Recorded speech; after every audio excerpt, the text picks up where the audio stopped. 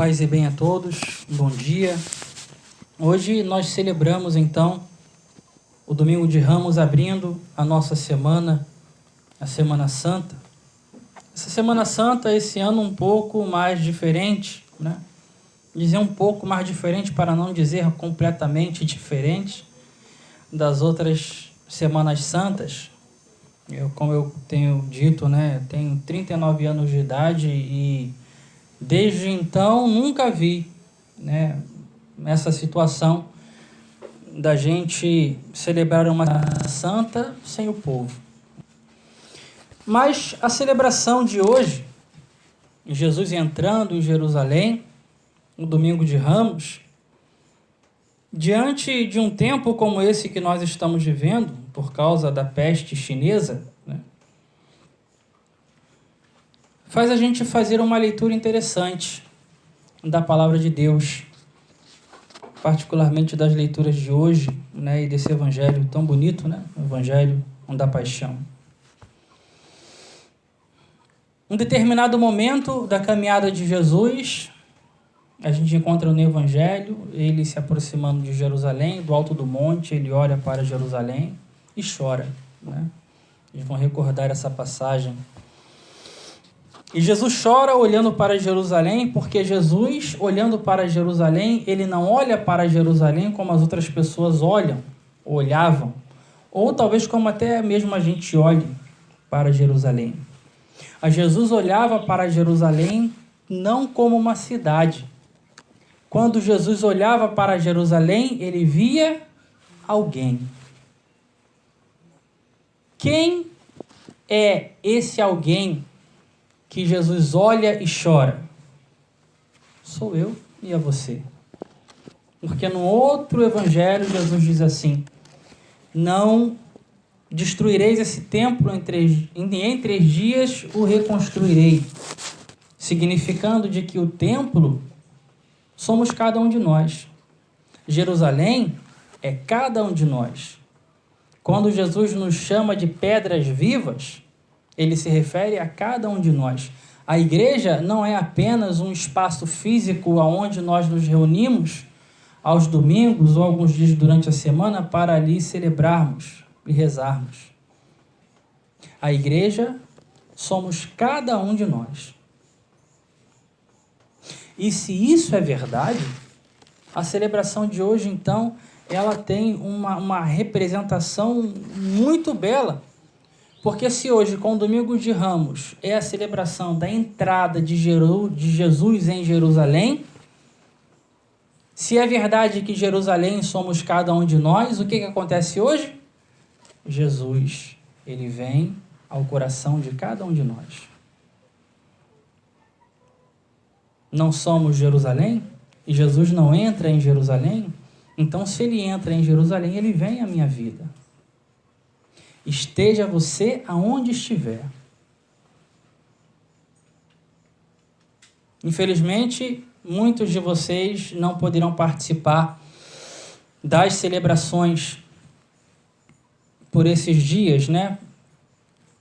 Porém, a celebração de hoje diz diretamente ao nosso coração, dizendo exatamente isso. O Senhor que entra em Jerusalém, ele entra aí na sua casa.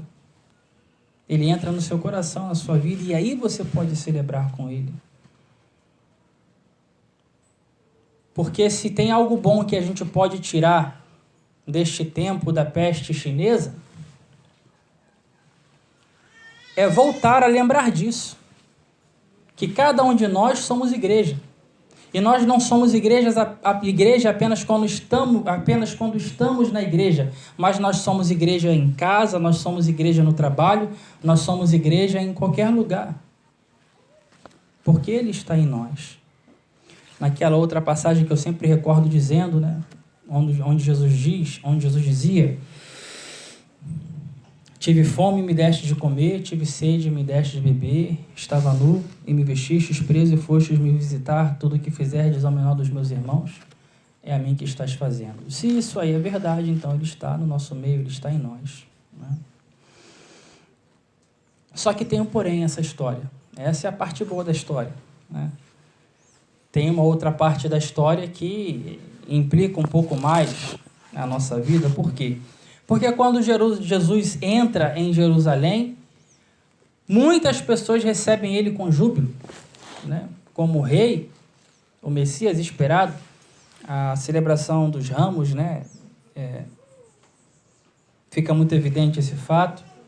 Mas a gente precisa lembrar, recordar de que em Jerusalém, embora tenha aqueles que olhavam e acolhiam o Senhor dentro de Jerusalém como rei, tinham aqueles que acolhiam Jesus dentro de Jerusalém como um impostor.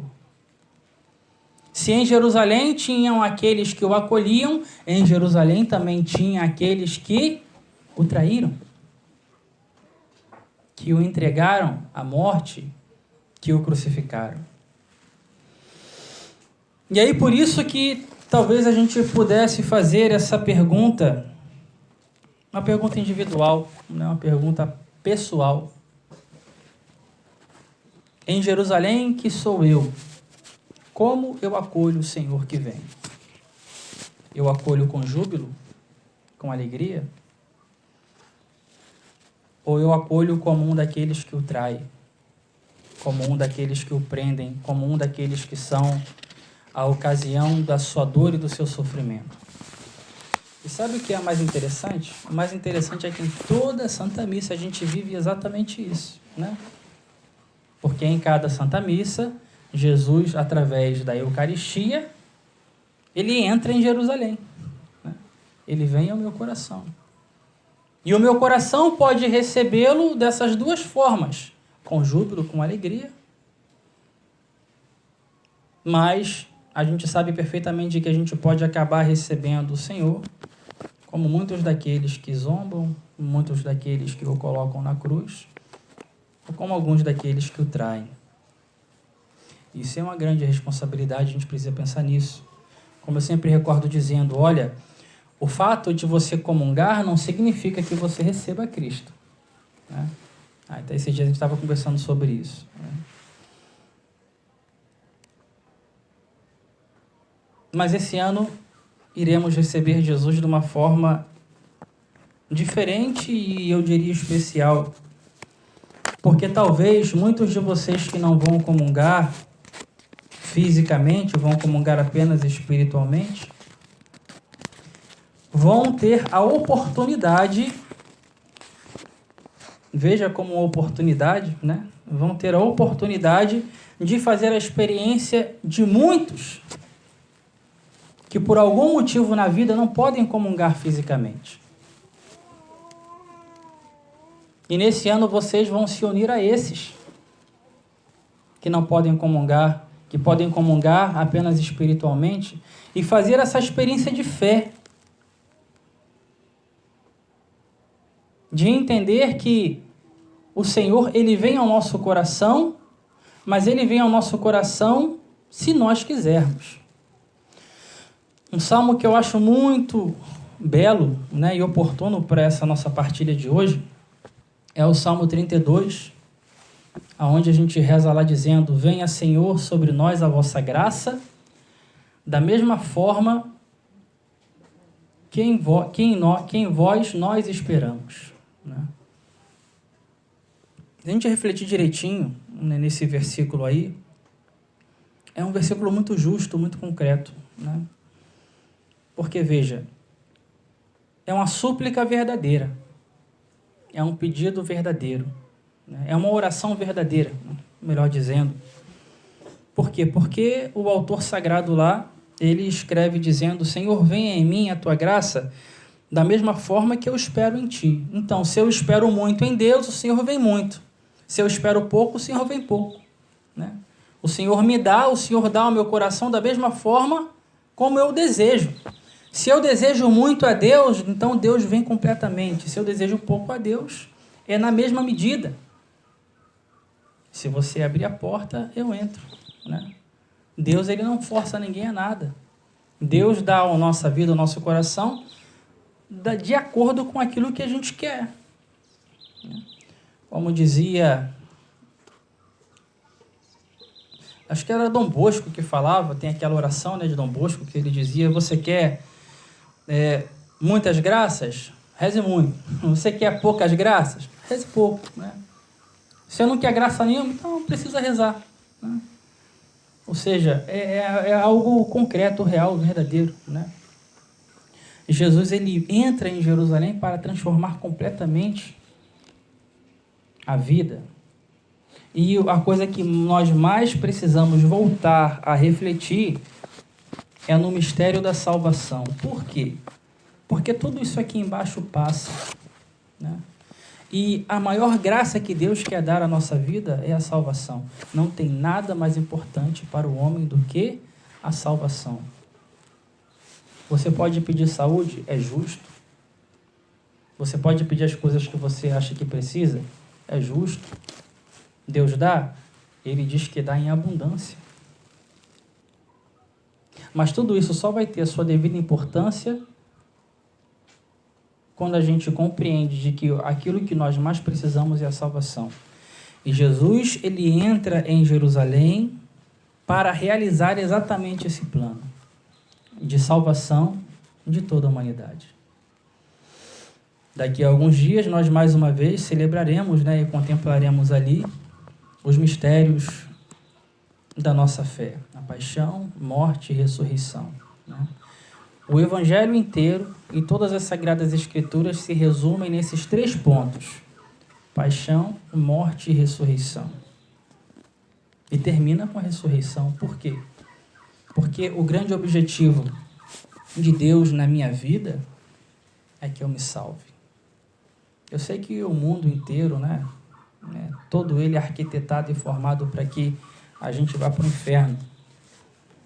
Mas a gente precisa entender que nós temos alguém que quer nos ajudar a ir para o céu. Mas Deus não pode salvar você sem você. Essa é uma grande verdade. A única coisa que Deus não pode fazer é fazer você amá-lo de forma forçada. E nessa celebração, abrindo as celebrações dessa Semana Santa, a gente coloque o nosso coração nessa dimensão, né? Unindo-nos em oração ao mundo inteiro, tantos cristãos tendo que participar da celebração através da internet. E graças a Deus, hoje em dia a gente tem esse meio de comunicação, né, que permite com que a gente chegue até as famílias, a casa das pessoas, mas que a gente não se esqueça: a verdadeira igreja sou eu e é você. Hoje Jesus entra em Jerusalém, no meu coração, no seu, no coração daqueles que querem, para ali começar esse processo de paixão, morte e ressurreição. Essa é a nossa vida. É esse processo de paixão, morte e ressurreição. E nós iremos contemplar isso esses dias. Então, com alegria com o Senhor, coloquemos o nosso coração diante do próprio Cristo, que vem a nós, que entra em Jerusalém para transformar a nossa vida, o nosso coração, e unamos a nossa oração, a oração de tantos aqueles que neste momento passam por algum tipo de sofrimento,